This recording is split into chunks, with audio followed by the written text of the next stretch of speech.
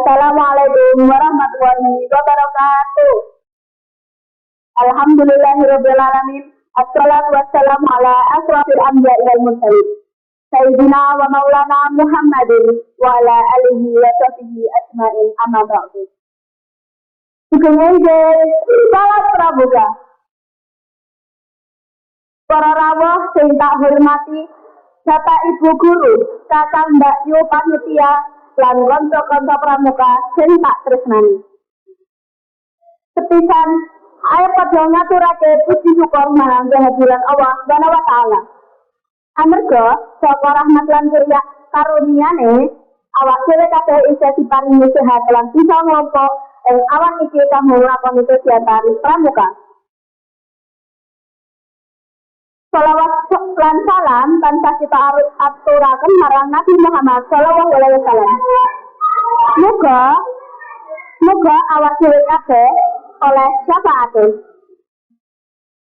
Para rawuh sing tak hormati, ing dina iki aku dadi pemandu acara sing bakal nuntun lumakune kegiatan pramuka saka wiwitan nganti pungkasan. Muga-muga acara iki bisa lumaku kanthi lancar, tertib, lan migunani tumrap awak dhewe kabeh. Tema pramuka dina iki yaitu mengenal lambang pramuka, yaitu tunas kelapa. Lambang iki duweni makna sing penting banget kanggo saben anggota pramuka. Para rawuh sing tak hormati, saiki aku arep semangate setitik menang lambang pramuka, yaitu tunas kelapa. Tunas kelapa itu nggambarake generasi sing emas, sing isih duweni semangat gede lan siap kanggo tuwa lan berkembang.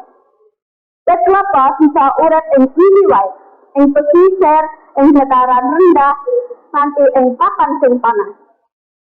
Iki nuduhake yen anggota pramuka kudu bisa adaptasi karo kahanan apa wae lan tetep kuat ngadepi tantangan. Saka oyote, batange, godhonge, nganti wohe, kabeh bagian wit kelapa itu ngunani. Tegese anggota pramuka uga diajari supaya bisa migunani tumrap awak dhewe, keluarga, masyarakat, bangsa, lan negara. Tunas kelapa uga jadi lambang pengarep, semangat, lan cita-cita generasi enom kanggo bangun masa depan sing luwih apik. Mula saka iku kanca-kanca pramuka diarep-arep ora mau ngerti makna lambang pramuka, nanging uga bisa diterapke saben dina. Para rawuh sing tak hormati, sadurunge acara iki tak tutup, aku minangka menguwun ngapura sing akeh banget yen sak jroning nuntun acara ana tembung utawa tumindak sing kurang srep.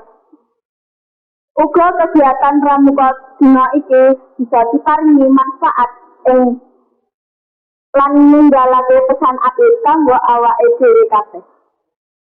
Mekaten sing bisa tak aturake. Wassalamualaikum warahmatullahi wabarakatuh.